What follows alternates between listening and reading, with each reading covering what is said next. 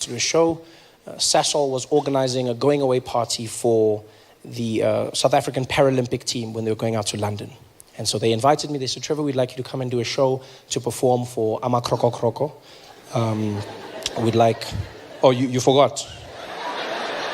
You forgot that that's the name we gave our Paralympic team. Not a nickname. That was our official name. We had Pogo, Bafana, and Croco. We called our Paralympic athletes Croco, which means the broken things. A bunch of crocs. That is the worst thing you can call a disabled person ever. Croco. That is what we call. You got Croco. That's probably what Reva said to Oscar that night. That's the only thing I can think of. Don't you call Croco?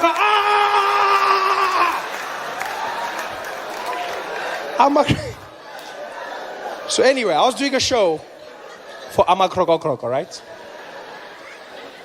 And because I'm there, I did no jokes about disabled people or anything that could be seen as offensive. I did nothing like that. And after the show, I was meeting some of the guys. Everything went well. And one of the athletes came up to me. And I'll never forget this till the day I die. He came up to me. And he was partially deaf. And he introduced himself. And he was a fan, a great fan. And he was like, hey, Trevor. Hey, man, how are you? I said, hey, how you doing, buddy? How are you? Good to meet you. Good. He said, yeah, man, great to meet you. Great to meet you. I'm a big fan. I said, oh, thank you. Thank you very much. Thank you. He said, yeah, dude, I love your stuff. You know what? You have subtitles because, sometimes I don't get it. Because I'm partially deaf. I was like, oh, I didn't even notice. Yeah, it's cool. Yeah, I didn't even know. I just thought you had an accent. That's cool, man. That's nice to meet you. He said, yeah, that's cool, man. I didn't have a question if you don't mind. I said, yeah, go ahead. He said, how come you never tell jokes about deaf people? So I'm sorry, what?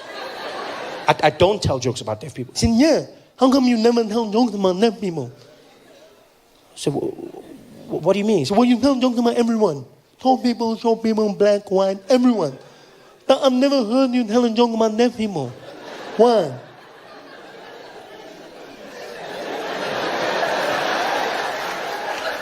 So you've never heard me tell a joke about deaf people? Yeah. No, man, not like that, you stupid. No, man, you're an idiot. I said, no, dude, I don't know. I don't make jokes about deaf people. He said, yeah, why not? I was like, because I shouldn't make jokes about deaf people, because if I did that, then deaf people would be hurt and they would be offended. Why would we be hurt? It's not like we don't know we're deaf. So I thought I was protecting you. Protecting us from what? From laughing.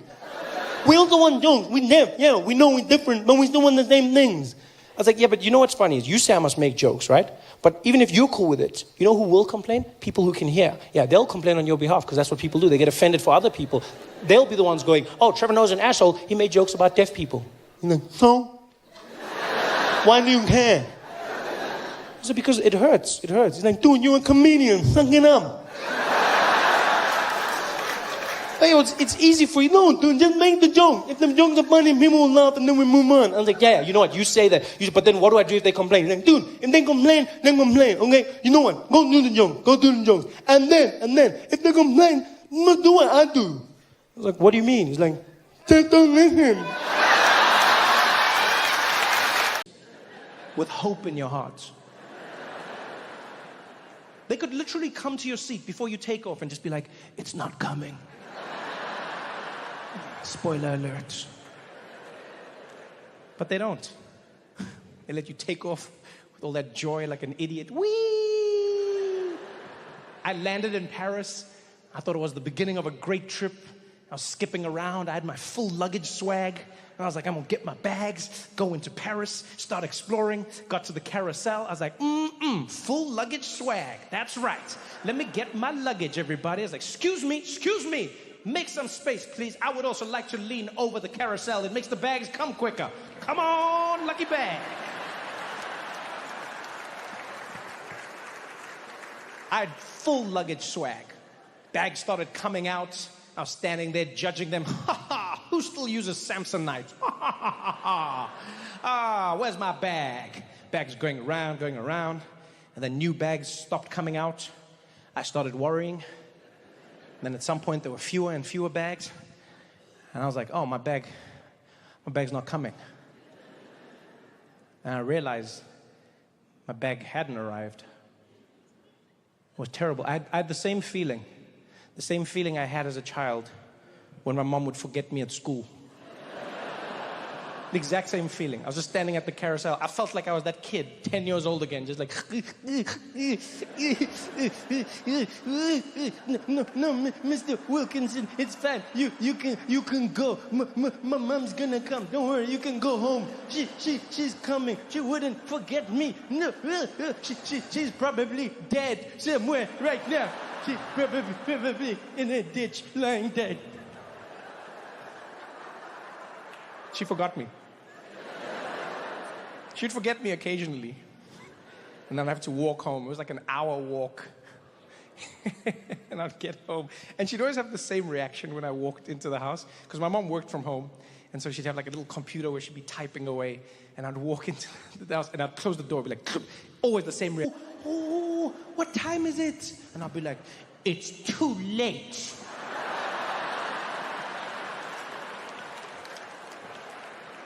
I'm not gonna lie, I hated being forgotten at school, but I savored those moments. Because it wasn't any sweat, to be honest. Like, I liked walking, you know. It's not like I was stressed on the walk.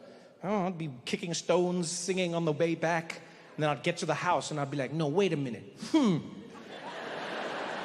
I loved it, because that was the one moment when I was allowed to give my mom unlimited attitude with no repercussions. None. Yeah, because when I was a kid, you couldn't just be like give attitude to your parents. Like, I wasn't a white child, you know what I mean? You couldn't. I had to watch myself. But when she messed up, ooh, I loved it. I'd walk in, she'd be like, oh, can you forgive me, baby? I'd be like, I'll think about it. So now, I had to find somebody to help me. I look around. It's an older French gentleman standing on the side. Gray hair, rosy cheeks. Short little guy with glasses. And so I walked over to him, and he was wearing a red vest. And in French, it read, information. And then underneath in English said, information. I was like, phew. Bonjour, hello, hi. He's like, oh, hello, bonjour, bonjour. I said, English, French? He said, English? Yeah, oui. I said, okay, could you help me, please? My luggage didn't arrive. I would like to know, what do I need to do? He's like, oh, the luggage didn't come. If you go fine for that one, maybe you can put you, because different flight airline can be put on different ones. So you have to try to maybe go on different. Maybe they will come for tracking, look inside the app, and that one you can be fine for you, because it's not the more different ones, because we are not in control with the airport, but these different ones they are putting for the airline, they are in control, so maybe you can see for that one. I was like, okay. All right, let's try French. Let's see what happens. Finally, we figured it out. He sent me off to a special area where you go and, I guess, make a report. And when I get there's another French guy who's behind the counter, much younger, right? He was like maybe Algerian, Moroccan of descent, but very French, cool guy. And he's behind the counter helping someone. He's like, okay, thank you very much, thank you. Next, please. And I walk up and I'm like, hey, man. He's like, hey, what's going on, my brother? How are you, man? What's up with you? What's up? I was like, I need your help, please. My luggage, it didn't come. It's lost. He's like, oh, no, dude, your luggage didn't come. Oh, man. Did you look for it? So what? Yeah, that's the first thing I did. What, do you think I'm just here for company? Of course that's... But he's like, oh, no, just checking. Okay, so the bag is gone. It's totally... I'm like, yeah, it's gone. He's like, oh, man, that sucks, man. I'm so sorry for you, man. That's terrible. Yeah, so what do you want to do now? So what do I want to do? I said, well, I would like you to do something, like to... Can we like make a report or something? He's like, okay, yeah. You want to make some paperwork or something? It's for your insurance, so they can pay you for it. I said, no, it's so that you can find it and bring it to me. He's like, oh no, don't worry, man, don't worry. We are not going to find it. No, man. No, don't worry about that. No, it's Paris, man. When the bags are gone, they are probably gone. Yeah, they don't ever pop up. Sometimes if you are lucky, but if he's not here by now, it's probably gone, you know. It's Fridays, there are some strikes, you know. Just you can leave. Don't even stress yourself. You can go. It's like, don't even stress myself. Yo, this is my luggage. This is like all my clothes. He's like, yeah, but you are in Paris. You need clothes? This is Paris, man. Come on, Paris. Go and buy some clothes. What's wrong with you, man? Chill. He was so confident. He made me feel like I was wrong.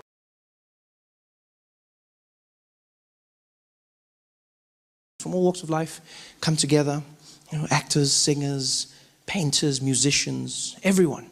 And you spend a night dressed very nicely, looking at history and art.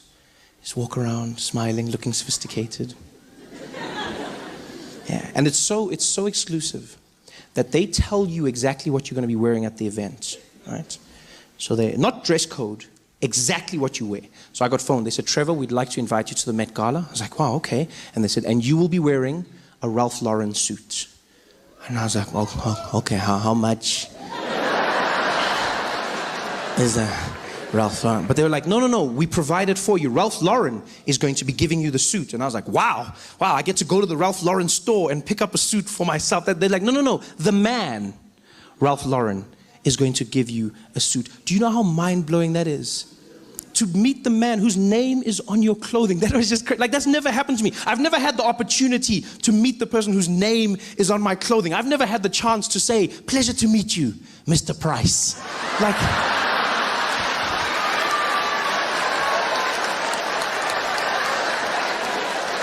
this is a new world for me. Here I am wearing his suit, invited to the Met Gala. And they tell you it's going to be a fun affair, you're going to have a great time. You get there, you eat with some people, you talk, you laugh, you walk the red carpet, which sounds like fun. You know, red carpets sound like fun. Walk down a carpet, people take pictures of you. Yeah, it's a lot more stress than it seems.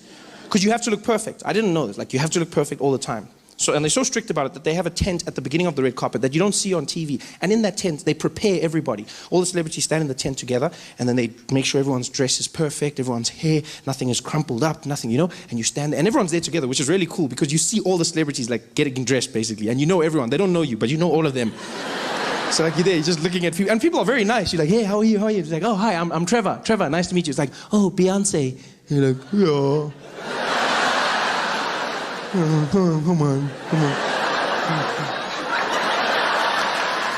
Yeah, I know you from my bedroom wall. I know you. But you can't say that. You see, because you got to look cool. You know, you got to look like you belong. So now you're meeting people that you know, but you got to act like you don't know them, which makes you look like a jackass. Because now I'm there like, Trevor, who? Oh, Beyonce? Beyonce? Did I say it? Beyonce? Nice to meet you, Beyonce. Pleasure. Oh, and this? Oh, yeah? Oh, JZ. Nice to meet you, sir. Yes. You just look like an idiot. So I'm standing there getting ready with everyone. And then there's a guy who basically tells each person to walk out one at a time. Each celebrity, you walk out onto the red carpet. And there's 3 stations on the red carpet. When you walk out, the first section is American photographers. They take pictures for all of their magazines and newspapers. When they're done with you, you move down to the second section. That's the European photographers. They do the same thing for their magazines. And then you move to the last section, Asian photographers, Japan, China, that region. They take pictures, and then you walk into the event. So you walk to each one. They tell you to smile. Don't smile too much. Closes your eyes. Don't not smile. Makes you look angry. And pose with your body and your head. Pose body and head. Because some people make a mistake and then turn. Don't do that. Turn everything at the same time. Everything. So I'm ready. I'm like, I can do this. You know, so I'm in the tent with all the celebrities, and the guy's calling people out. Lets them out one by one, because they don't want 2 people in the same shot. They don't want Beyonce there and then me in the background. Like, you know? So the guy's like, okay, we're ready, guys. Look, we're ready. Rihanna, let's get Rihanna out. Rihanna, come on. How are you? Good to see you. Come on through. And so Rihanna walks out. You know, Anne Hathaway. Anne, how are you? Come on, Anne. Good to see you. Go on. Yeah. And then it's my turn. The guy's like, you. Yeah, you. Come on, let's go. Come on. I'm like, me, okay, me. He's like, you ready? I was like, I'm ready. He's like, okay, go on. And I stepped out, and immediately when I got out, I realized I wasn't ready. I was not ready at all. I was not ready. And I've never seen that many flashes in my entire life. You step out, and it seems like every camera in the world is flashing at the same time. All of them screaming. It's like, it's just bright. It looks like someone threw a teaspoon in a microwave. It's going crazy. It's like, and everyone's screaming your name. Trevor, Trevor, over here. Trevor, Trevor, Trevor, Trevor, Trevor, Trevor, Trevor. Now you're trying to find them. You look like a madman with voices in your head. You're Trevor, Trevor, Trevor, Trevor, Trevor. You're like, yeah, speak to me, Jesus. You're trying to fight. You don't know where the thing is coming from. You're like, come on, Trevor, Trevor, Trevor, Trevor, Trevor, Trevor, Trevor, Trevor. And then one guy throws me off in the middle of it. He's like, Trevor, give us a pose. And I'm like, a pose? He's like, yeah, pose. I'm like, nah, I don't know how to pose. I've never thought of posing. No one told me. So now, like, I don't know what posing is. I've never practiced posing. And then the guy's pose. I'm like, I don't know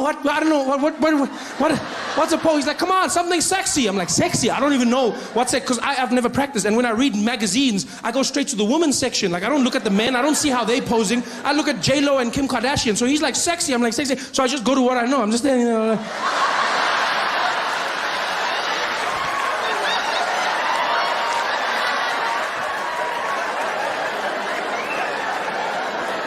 I was like, what the hell? Okay, stop that. Okay, that's good. Okay, go on. Good job. I was like, okay, that was stressful. So I moved down to the European section. You know, I'm getting there. I'm still stressed. The bright lights have got my eyes going. The next guys are there like, okay, Trevor, are you ready? I'm like, I'm ready. He's like, okay, all right, over here, Trevor. Some guys didn't know my name, though. I could hear that. Because one guy said Trevor, another guy said Trevor, then other guys were just like, Trevor. Yeah, but it's sort of like with a dog. Like, a dog doesn't really know its name. Like, if your dog's name is Spotty and you go, Spotty, it's like, huh? So I did the same thing. So, you know, they were like, Trevor. I'm sure there was one guy who hated me and he was like, never! And I was like, I didn't care. I was in the mix. I was posing. I was sexy. I was doing my thing. I was loving it. And the guy's like, okay, good job. Go on. And I walked down and I went to the Asian section. And I stood there and all the photographers were ready. And then they just looked at me. It was... I don't think you guys like... It was the weirdest, because it was like flashing, snapping, flashing, screaming, flashing, snapping, screaming, flashing, snapping, silence. I got there, and they just looked at me. And then they looked at each other, and they looked back at me. They looked at me the way you look at food that's just arrived at your table, but no one has ordered it. That's the way they looked at me. Like they were waiting for the menu, like for the waiter to come and be like, sorry, we didn't order. Did you order? Who ordered? No, we didn't order this. We ordered celebrities. We don't know what that is. No, we don't know. We didn't order. That's how they're looking at. Now I'm standing there. I'm already posing because I've been taught to do. Now I'm there doing nothing's getting them. Even these ones, nothing's working. They're just looking at me. And then, I don't know, like I panicked because I was embarrassed. I'm not gonna lie, I was embarrassed. No one's taking a picture. No one told me what to do if they don't take a picture. So instead of just walking away, I started making the sounds with my mouth. Just a defense mechanism, I guess. So I panicked, and then in the silence, I was just like, Trevor.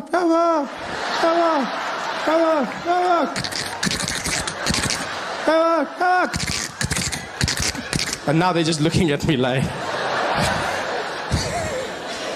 Trevor, good job. And I was like, man. The newspapers say that. He's famous, so now people treat you like you're famous. They start saying weird things to you. Strangest things people would say to me. Trevor, well done on everything, eh? Congrats. But, you know, even though you're going to America, don't forget us, all right? Don't you forget us. Like, I don't even know who you are. You don't just take over. You then force the people to become you. That is such a strange concept. When you think about where the British did it, I mean, they did it in Africa, they did it in Asia, and think about it in India. Those cultures could not be more diametrically opposed. And out of nowhere, the British just decided to roll up. Imagine what the Indians must have felt like on that day. Minding your own business, walking through a field. Next thing you know, the British showed up on horseback.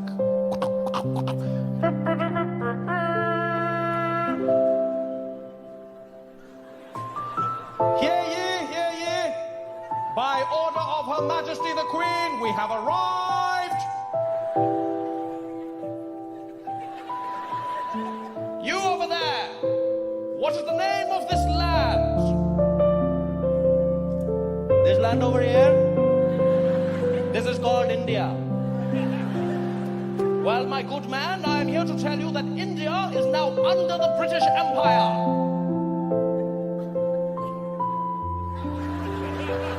And I'm glad that I can tell you that India is exactly where it was yesterday.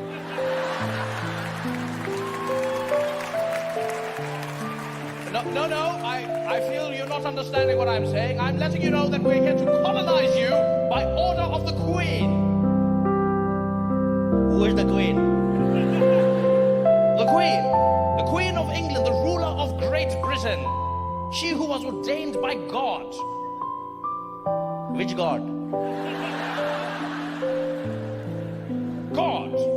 The one true God. There are many gods, my friend. What is the name of your God? There is only one God, and his name is God, and you too shall worship him. You want me to worship a God, but you don't want to tell me his name? What are you talking about? There are many gods, okay? There is Shiva, there is Lakshmi, there is Hare Krishna, there are many gods. What is the name of your God? His name is God. You don't know the name of your God? It's just God.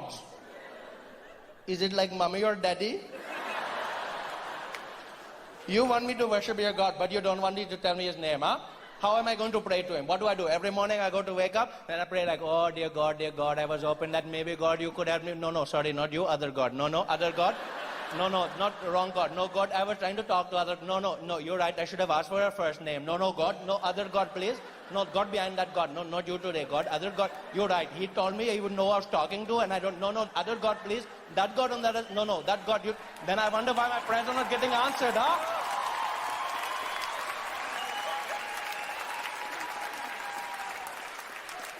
How dare you speak to me like that? Do you know who I am? No, because you never introduced yourself. I have come here representing Great Britain. And I have never heard of Great Britain. Who gave you that name? Well, we did. You called yourselves great? Isn't that a little presumptuous? Shouldn't you wait for other people to tell you how great you are? Huh? Shouldn't you just go around the world and just do good things? Then people go, oh my God, Britain, look how great you are. Well, I beg to differ. I believe we could do it because we knew instinctively. We are Great Britain. Well, in that case, welcome to Great India. No, it doesn't work like that. It doesn't work like that. How dare you speak to me like this? Look, you're the one who dares to speak to me, okay? I was here minding my own business in my land. You came over here riding on your skinny cow, telling me that things are going to change. I don't know who you are. All I know is you are really crazy, okay? You're not feeling too right, and I didn't want to say anything, but you look like you're going to faint. In fact, it looks like you have died last week, okay? Something is very wrong with your skin. You're not looking good, my friend. Maybe you should come down. We have a curry, we talk about this. What are you talking about? I look quite normal. You do not look normal, my friend. I have never seen anybody with that complexion in my life, okay? You look like you're playing hide and seek with the sun your entire life. I don't know what is happening, but that is not how a person should look, huh? I can see your veins pumping through your skin right now. Do you know how creepy that is? Pumping. If I was your doctor, I don't need X-ray machine. I just go, what is problem? It is your kidney. How do I know? Because you're translucent. That is how I know. Damn you, we are going to run this country whether you like it or not. We are not going to do anything you tell us. You're a madman. We are going to take it. You're not taking. We're going... She's all yours. Take. Don't play nice. Take.